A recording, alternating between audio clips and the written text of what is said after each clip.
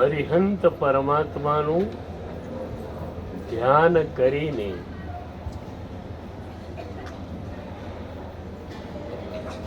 પરમાત્મા સાથે અભેદ અનુભૂતિ કઈ રીતે કરવી એની વાત આપણે ચાલુ છે. એક મજાનું ધ્યાન સૂત્ર ગુજરાતીમાં છે, બહુ જ નાનકડું, બહુ જ મજાનું. ભક્તિ યોગાચાર્ય મોહન વિજય મહારાજે અજીતનાથ પ્રભુના સ્તવનમાં આ ધ્યાન સૂત્ર આપ્યું.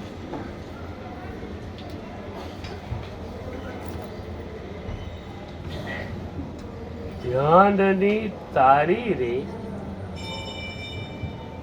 લાગી ને હસો, આટલું જ સૂત્ર છે. ધ્યાનની તારી રે લાગી ને હસો. તારી એટલે તન્મયતા. ધ્યાનની તન્મયતા આપણને મળે એના માટે શું કરવાનું? ભક્તિ યોગની અંદર એક જ માર્ગ છે, પ્રભુ સાથેની પ્રીતિ.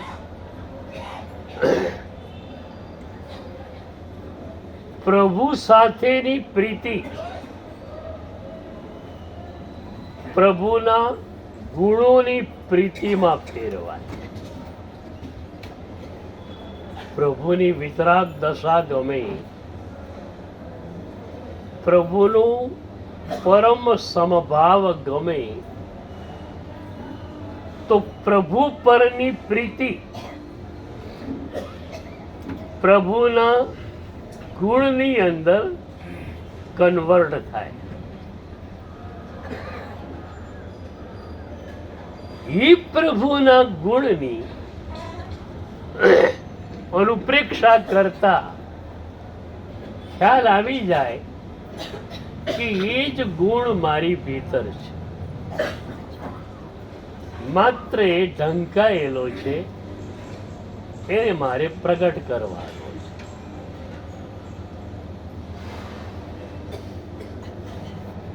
તમે સમભાવની ધારામાં આગળ વધો, તમારી ભીતર, તમારી ચેતનામાં સમભાવનું એક ઝરણું પેદા થયું, અને એ ઝરણું પ્રભુના પરમ સમભાવ રૂપી સમુદ્રમાં ઠલવાયું. ઝરણું સમુદ્રમાં ઠલવાયું, એ જ ક્ષણે એ સમુદ્ર સાથે એકાકાર થઈ. એ જ રીતે સમભાવની ધારામાં તમે આવ્યા, એ જ ક્ષણે પરમ ચેતના સાથે તમારી ચેતનાનું જોડાણ થયું. ધ્યાનની તારી રે લાગી ને હસો.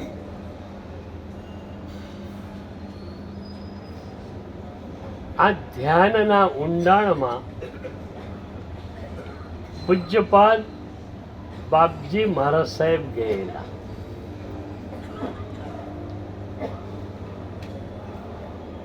અમદાવાદની અંદર આવેલી વિદ્યાશાળામાં, જ્યાં ગુરુદેવ 40-50 વર્ષ રહ્યા, ત્યાં નીચે એક ભોંયરું છે. એ ભોંયરામાં દાદા ધ્યાન કરતા. બહુ મજાની વાત એ થઈ કે દાદાના ગયા પછી એ ભોયરાને સીલ કરી દેવામાં આવ્યું. આજે પણ સામાન્ય વિઝિટર માટે એ ભોયરામાં પ્રવેશ શક્ય નથી. મહાત્મા છે, ધ્યાનનો રસ છે એમને, અને ટ્રસ્ટીઓને લાગે કે બરોબર છે તો જ ભોયરામાં પ્રવેશવાની અનુમતિ મળે છે. પણ એ ભોયરામાં પ્રવેશીએ જે ક્ષણે આપણે અંદર જઈએ એ જ ક્ષણે દાદાની નિર્મળ ઉર્જા આપણને મળતી થાય.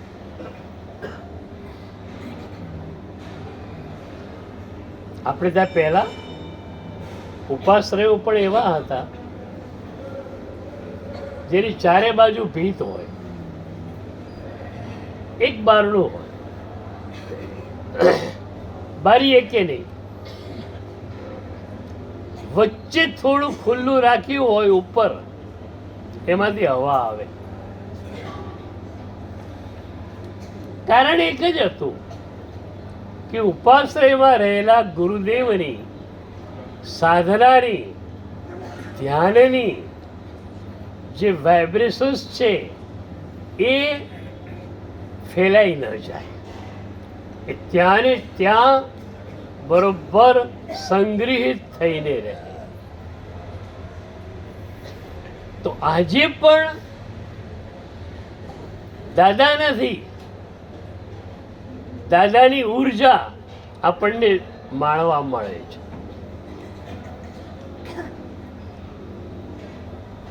એક મજાની ઘટના યાદ આવે. હમણાં જ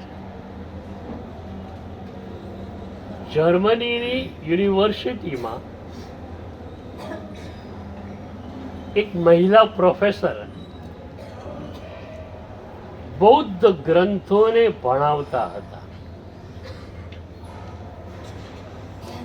એમાં એક ગુરુના ગ્રંથો એમને ખૂબ ગમી ગયા, અને એ વખતે એમને થયું કે 400 વર્ષ પહેલા આ ગુરુ થયેલા છે, હું 400 વર્ષ મોડી જન્મી. જો એ વખતે હું જન્મી હોત તો એ સદગુરુના જીવંત સાનિધ્યમાં હું બેસી શકે. અત્યારે માત્ર એમના શબ્દો મારી પાસે છે, અને એ શબ્દોને વાંચતા મને આટલો આનંદ આવે છે, તો એ સદગુરુનું જીવંત સાનિધ્ય મને મળ્યું હોત તો કેટલું સારું હતું. મને પણ ઘણી વાર થાય હો. તમને થાય છે કે નહીં ખબર નથી.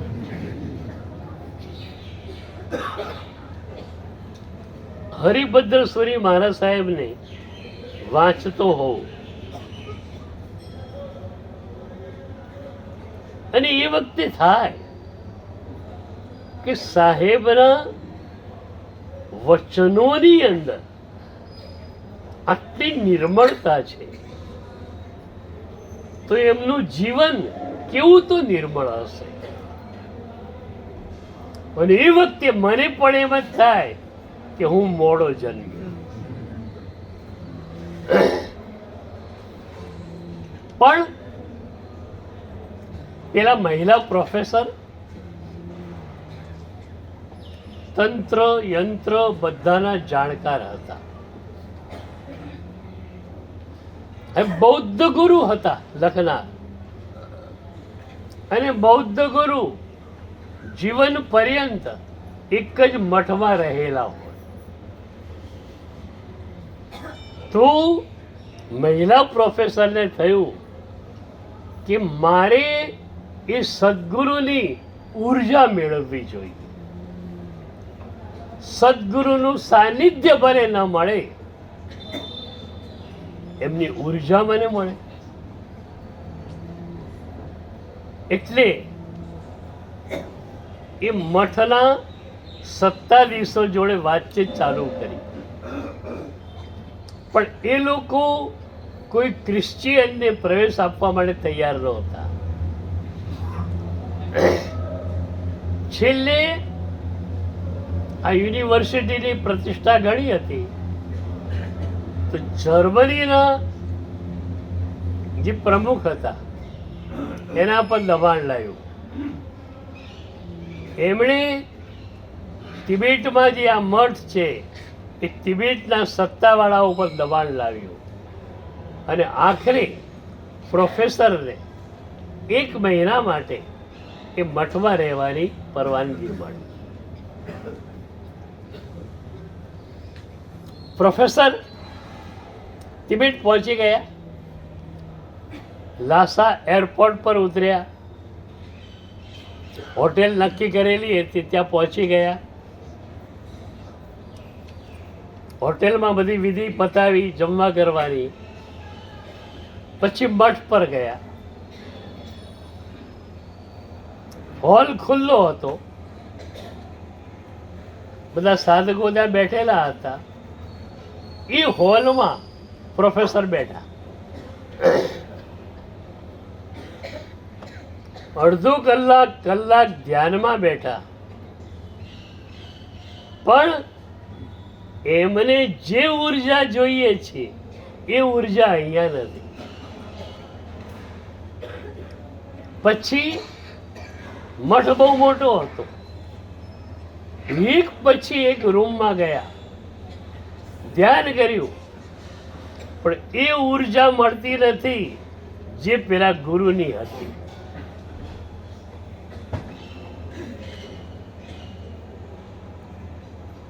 એમાં એકવાર મઠમાં એ ફરે છે, પાછળની બાજુ એક રૂમ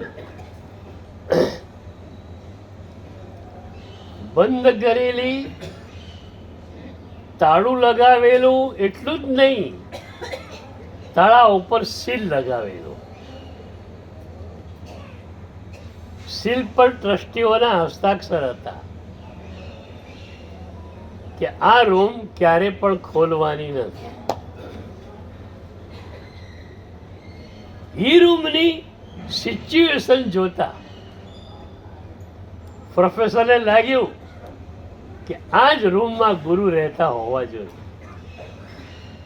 અને એમની ઉર્જા બહાર ફેલાઈ ન જાય એના માટે આ રૂમને બંધ કરવાનું કોકે નક્કી કર્યું હશે. હવે આખા મઠને ફરી વળ્યા છે, આ એક જ રૂમ બાકી છે. હવે એ રૂમને કેમ ખોલાવવી? વાત કરી, સ્પષ્ટ ના આવી કે એ રૂમ તો ક્યારે પણ ખોલવાની નથી.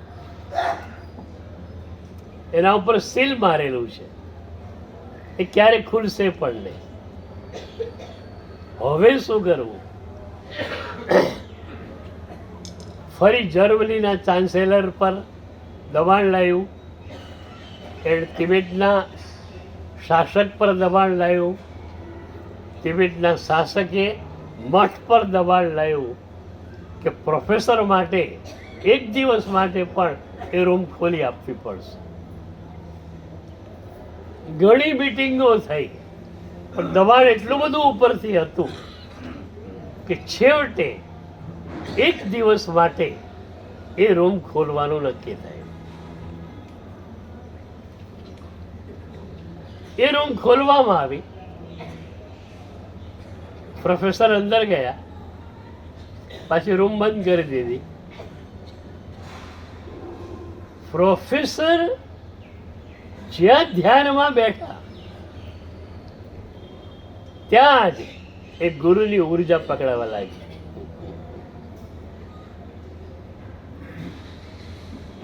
ગુરુ જોડે, ગુરુના શબ્દો જોડે કેટલું તાદાત્મ્ય થયું હશે.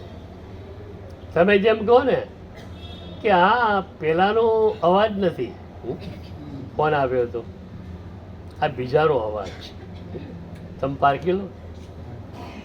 એમ બધે ફર્યા, એ ગુરુની ઉર્જા નથી. એ ગુરુની ઉર્જા અલગ જ હોય. જ્યાં બેસી અને આપણે નિર્મળ થઈ જઈએ. એ દિવસે પ્રોફેસરે ખાધું નથી, વોટર બેગ લાવેલા, થોડું પાણી પી લીધું. સવારથી સાંજ સુધીની પરમિશન હતી, તો આખો દિવસ પ્રોફેસર એ રૂમમાં બેઠા રહ્યા. અને એ પ્રોફેસરે પછી લખ્યું છે કે સદગુરુનું જીવંત સાનિધ્ય મળ્યું હોય એવો આનંદ મને આજે થયો છે.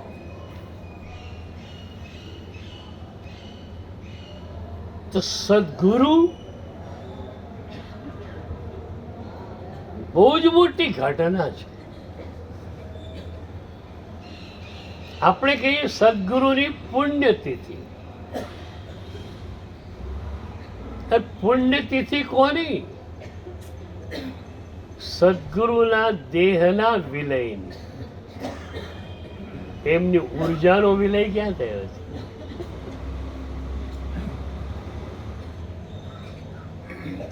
આપણે ત્યાં સમાધિ તીર્થો આટલા માટે જ રચાયા. હું વારંવાર કહેતો હોઉં છું કે ગુરુ ક્યારે જતા જ નથી. બાપજી મહારાજ સાહેબ 105 વર્ષની વયે પણ અપ્રમત્ત હતા. બધાને વાસક્ષેપ આપતા. પણ ધારો કે કોઈ ગુરુદેવ છે, 100 વર્ષની વય છે, શરીર અશક્ત છે, વાસક્ષેપ આપી શકતા નથી, માંગલિક સંભળાવી શકતા નથી, છતાં આપણે એમની પાસે જઈશું, એમના ચરણનો સ્પર્શ કરીશું કે એમના પવિત્ર દેહમાંથી વહેતી ઉર્જા આપણને મળે. તો સદગુરુ જીવંત છે, પણ આપે છે માત્ર ઉર્જા. ન માંગલિક, ન વાસક્ષેપ, ન કાંઈ. તો દેહની વિદાય પછી ઉર્જાનો પ્રવાહ તો ચાલુ જ છે.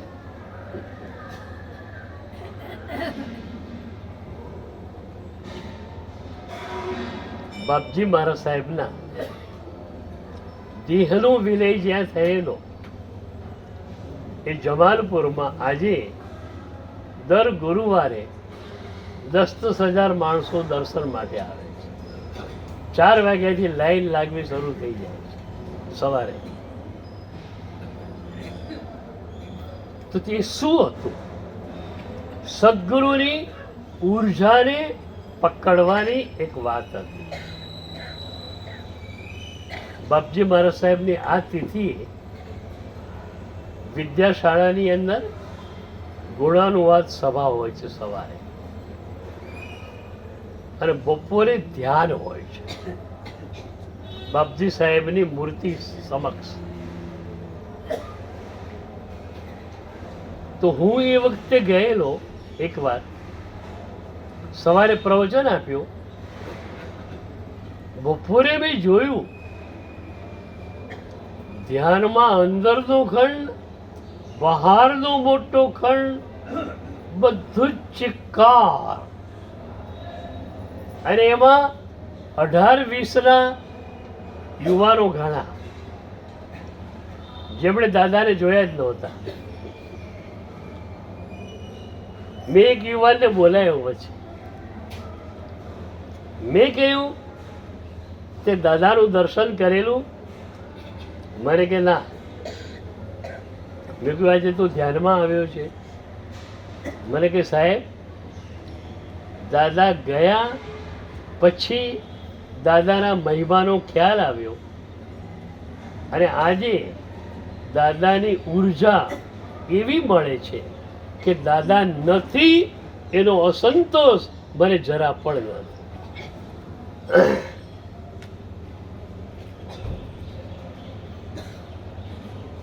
આ સદગુરુ ધ્યાનમાં બહુ જ ઊંડા ઉતરેલા હતા. 105 વર્ષની વય સુધી વર્ષી તપ એમનું ચાલ્યો, 40 વર્ષ, એ તો આપણને ખ્યાલ છે. અને વર્ષી તપ શરૂ કઈ રીતે થયો ખબર છે? એકવાર વિહારમાં ક્યાંક હશે સાહેબ, એક બહેને, શ્રાવિકા બહેને ઉપવાસનું પછાડ માર્યું. કોઈ તિથિ નહોતી. એટલે સહજ સાહેબજીએ પૂછ્યું કે આજે શેનો ઉપવાસ? તો સાહેબજી મારે વર્ષી તપ ચાલે છે. અને દાદાનો સ્ટ્રાઇક થયો કે મારે બી વર્ષી તપ કરવો છે. એ શરૂ થયો, પૂરો થયો જ નહીં. પછી ચાલુ રહ્યો. આપણે બધું પૂરું કરી દઈએ. આ થઈ ગયું નહીં, વારંવાર એને કરવાનું. તો 40 વર્ષ અખંડ વર્ષી તપ રહ્યો, એ મોટી વાત નહોતી. પણ ઠેઠ સુધી ધ્યાન સાધના એમની ચાલી. શરીર પણ એકદમ સ્વસ્થ, અને ધ્યાનના કારણે જ શરીરની એટલી સ્વસ્થતા હતી.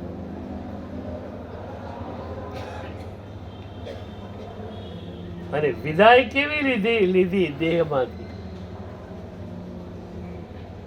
પડલેણ કરવાનો સમય, પડલેણ થયું, બેઠા, બસ.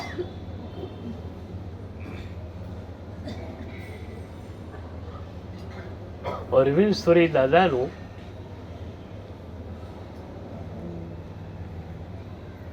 છેલ્લી ક્ષણો યાદ આવે. અમે બધા જ પાલીતાણામાં 99 ઉપદાન બધું ચાલતું હતું. લગભગ આખો સમુદાય પાલીતાણામાં. અમે લોકો ચેન્નઈ ભવનમાં હતા. દાદાએ સવારે નૌકારશી કરી,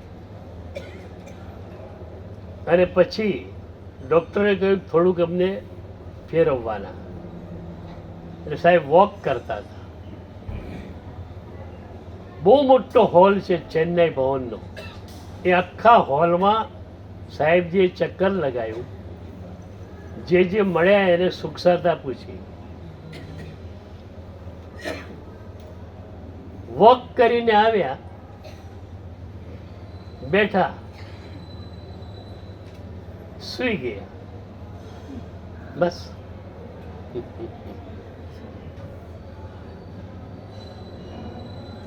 સાહેબજીને બોલાવ્યા તો બોલે નહીં. તરત જ અમે લોકો બધા આવી ગયા. એટલું મોઢું પ્રસન્ન કે સેજ પણ કલ્પના ન આવે કે સાહેબજી ગયા છે. ડોક્ટર આવ્યા. ડોક્ટરે નાડ જોઈને કહ્યું સાહેબજી નથી.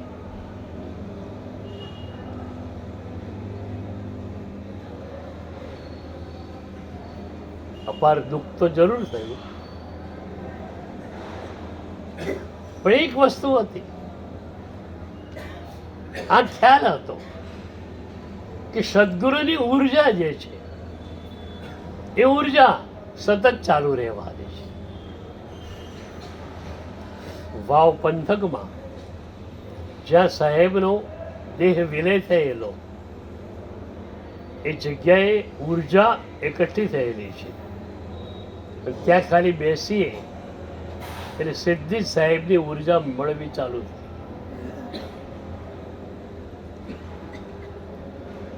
એટલે આખું જ એક ઉર્જાનું શાસ્ત્ર આપણે ત્યાં છે.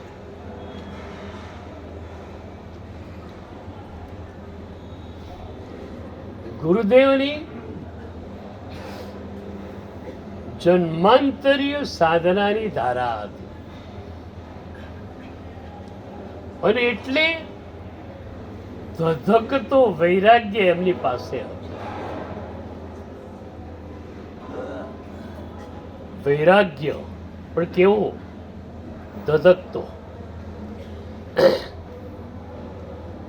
કચ્છી સંત દાદા મેકરણે કહ્યું છે કચ્છી ભાષામાં, બાપ નિકંદી બારણે તો ઠામ પકંદો કેમ. કુંભારે ઘડા માટલા તૈયાર કર્યા, હવે એને પકવવા માટે નિંબાળામાં મૂકે છે. નિંબાળાને બહારથી બિલકુલ પેક કરી નાખે, નીચેથી આગ પેટાવે. એ આગ, એની વરાળ એ અંદરની અંદર રહે અને એ વરાળથી, ગરમ ગરમ વરાળથી એ ઘડા જે છે તે એકદમ પરિપક્વ બને. તો દાદા મેઘરણ કહે છે, બાપ નિકંદી બારણે તો ઠામ પકંદો કેમ. નિંબાળામાં કાણે કાણા હોય અને વરાળ નીકળી જતી હોય તો એક પણ ઘડો પાકી શકે ખરો? એટલે વૈરાગ્ય ધધકતો વૈરાગ્ય છે. હું ઘણી વાર કહું છું, એક પરમાત્માનું સંમોહન લાગી ગયું, દુનિયા છૂટી જાય. પરમાત્મા અનંત ગુણોથી સમૃદ્ધ અર્યંત પરમાત્મા, એમની સાથે આપણું અટેચમેન્ટ થાય, જોડાણ થાય તો સંસાર સાથે પૂરું ડિટેચમેન્ટ થઈ જાય. પ્રભુ સાથે અટેચમેન્ટ, સંસાર સાથે ડિટેચમેન્ટ.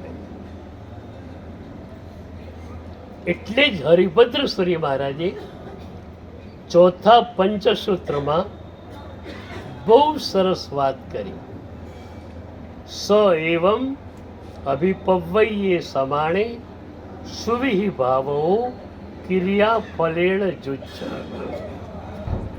ત્યાં એમણે બે શબ્દો આપ્યા, અભિવ્રજ્યા અને પ્રવ્રજ્યા.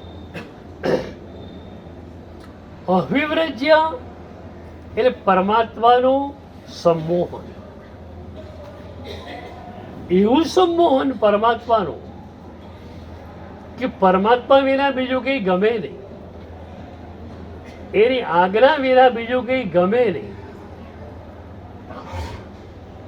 અને એના વિના બીજું કશું ન ગમે, એની આજ્ઞા વિના બીજું કંઈ ગમે નહીં. સંસાર છૂટી ગયો. સંસાર છોડ્યો કે છૂટી ગયો? તો છોડવામાં તકલીફ થાય છે. મારી પાસે મુમુક્ષુ હોય ને, એમને હું ઘણી વાર કહું કે સંસારને છોડવાનો નથી,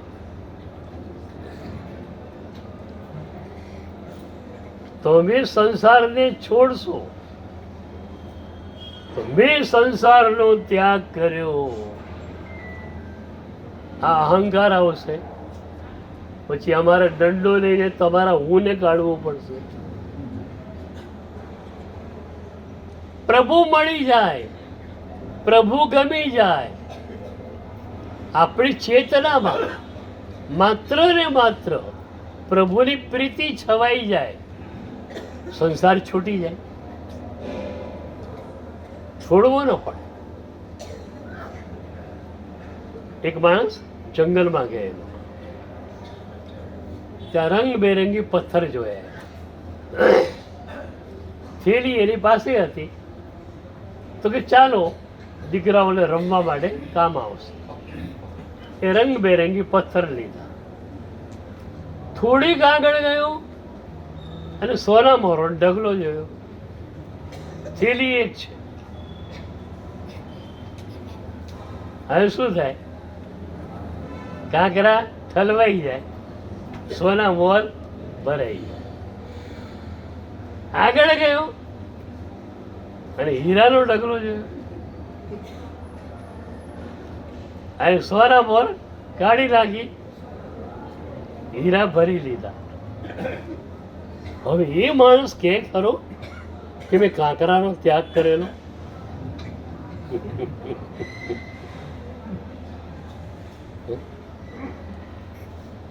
ભાઈ તને હીરા મળ્યા તો કાંકરા તો છોડી જ દે ને, છૂટી જ જાય. છોડવા બી ન પડે, છૂટી જાય. એમ દાદાનો વૈરાગ્ય એટલું તો અદ્ભુત હતો. ઘરેથી રજા મળે એવી હતી નહીં. અને એમના પિતા એટલા કડક માણસ કે એ યુગમાં કોઈ મારા સાહેબ દીક્ષા આપવાની હિંમત કરે નહીં કે ભાઈ તારા પિતાની સંમતિ લાવ, બાકી એમને એમ નહીં. તો કોઈ દીક્ષા આપે એમ નથી. દીક્ષા લેવી જ છે. આપણે શું કહીએ? દીક્ષા તો લેવી હતી, પણ હવે શું કરીએ? ઘરવાળા ના પાડે એટલે.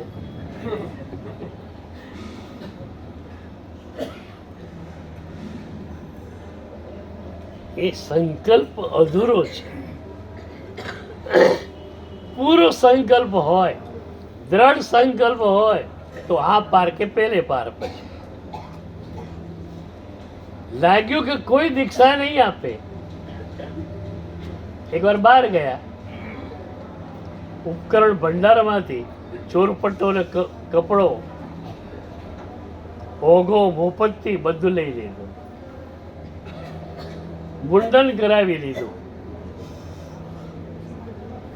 અને સાંજના થોડા અંધારામાં ઘરમાં આવી અને ગુપચુપ પોતાની રૂમમાં જતા રહે. રૂમ અંદરથી બંધ કરી દીધી. ધ્યાનમાં બેસી ગયા. સવારે નાસ્તાનો ટાઈમ. ભાઈ દીકરો ક્યાં? એ તો એની રૂમમાં હશે. બારણે ટકોરા લગાયા, કોઈ જવાબ નહીં. ધ્યાનમાં હતા. બપોરે જમવાના ટાઈમે બહાર નહીં નીકળવાનું, સાંજે નહીં. એક દિવસ, 2 દિવસ, પણ બાપા કડક પાછા.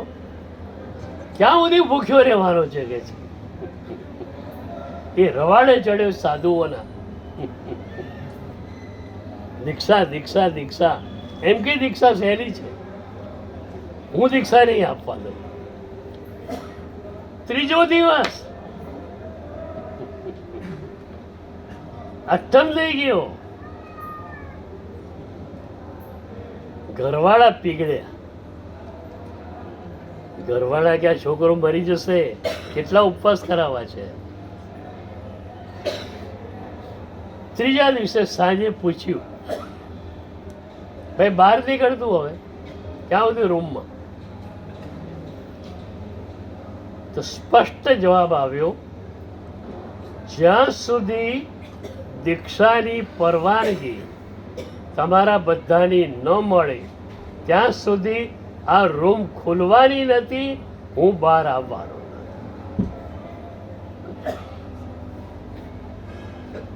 કેવું આ વૈરાગ્ય મારે પૂછવું છે. એક પ્રભુનું સંમોહન, પ્રભુ ગમી ગયા, પ્રભુની આજ્ઞા ગમી ગઈ, હવે બીજું કંઈ ગમતું નથી. પર છૂટી જાય, છોડવું પડે.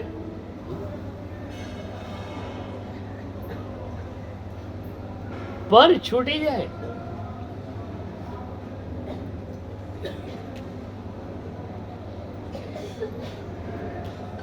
છેવટે દીક્ષાની બાંયધરી આપી પિતાએ કે હા તારી ઈચ્છા છે દીક્ષા અપાવશું, પણ તું હવે રૂમ ખોલ.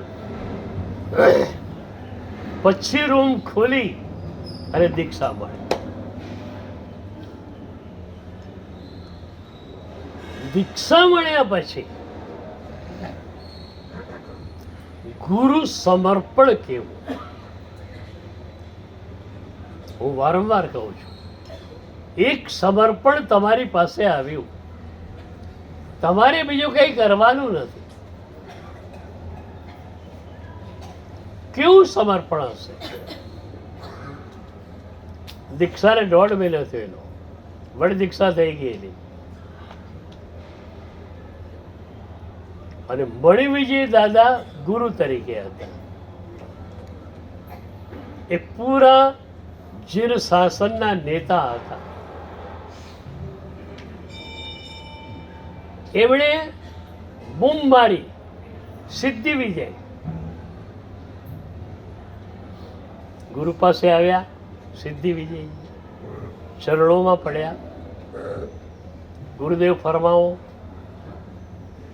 અને ગુરુ કહે છે સુરત પાસે રાંદેરમાં ખરતર ગચ્છના મુનિરાજ રત્ન વિજયજી જે છે એમની સેવામાં તારે જવા.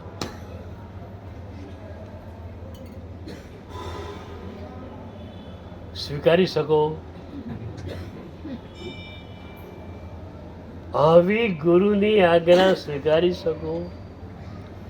મેં તો તમને જોઈને દીક્ષા લીધી છે, હજુ દીક્ષાને 1.5 મહિનો થયો છે અને બહાર ફેંકી દો છો તમે.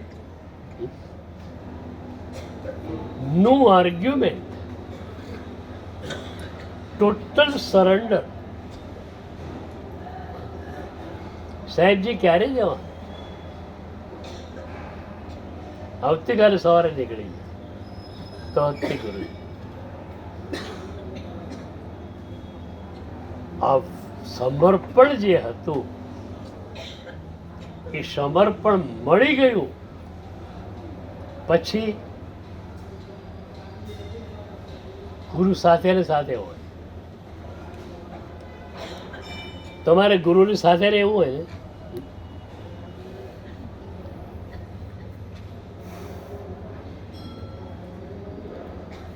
ગુરુણમ અંતિ એસિયા, ગુરુની નજીક રહેવું જોઈએ. પણ કોની નજીક? ગુરુના દેહની નજીક કે ગુરુના આગલા દેહની નજીક? કોની નજીક?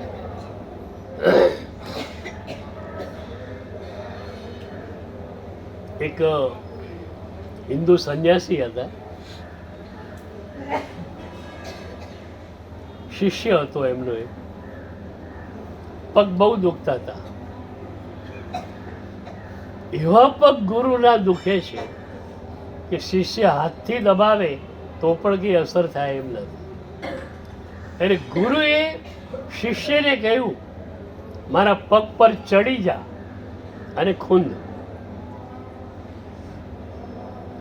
અને શિષ્ય કહે છે શું કહો છો ગુરુદેવ? તમારા આસનને મારો પગ લાગે તોય મને પાપ લાગે, તમારા પગને અડાય મારાથી અને તમારા પગ પર મારો પગ મૂકું સી રીતે બને? ગુરુએ કહ્યું, હરામખોર, મારી જીભ ઉપર તો પગ મૂક્યો, હવે પગ પર પગ મૂકવામાં શું વાંધો છે? હું કહું છું અને તું સ્વીકારતો નથી, એટલે મારી જીભ ઉપર તે પગ મૂકે.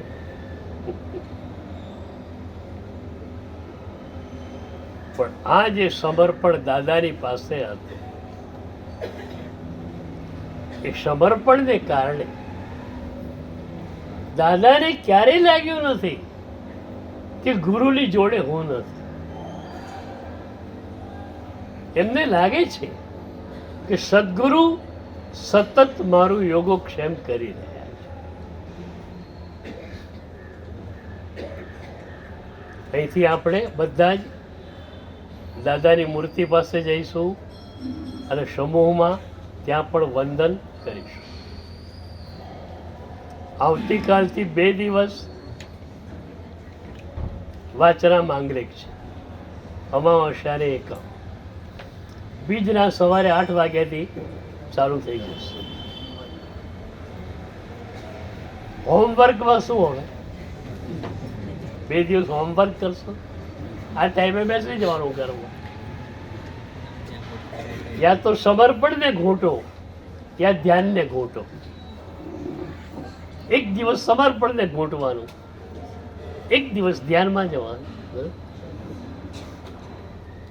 ધ્યાનની પદ્ધતિ આખી બતાવી છે. જ્યોત સુ જ્યોત મિલત જબ ધ્યાવા. તો દાદાના ચરણોમાં આજે શ્રદ્ધાંજલિ આપીએ કે દાદા, તમારી પાસે જે પ્રભુ આજ્ઞા અને ગુરુ આજ્ઞા પ્રત્યેનું સમર્પણ હતું, એનો એક નાનકડો અંશ પણ અમને આપો.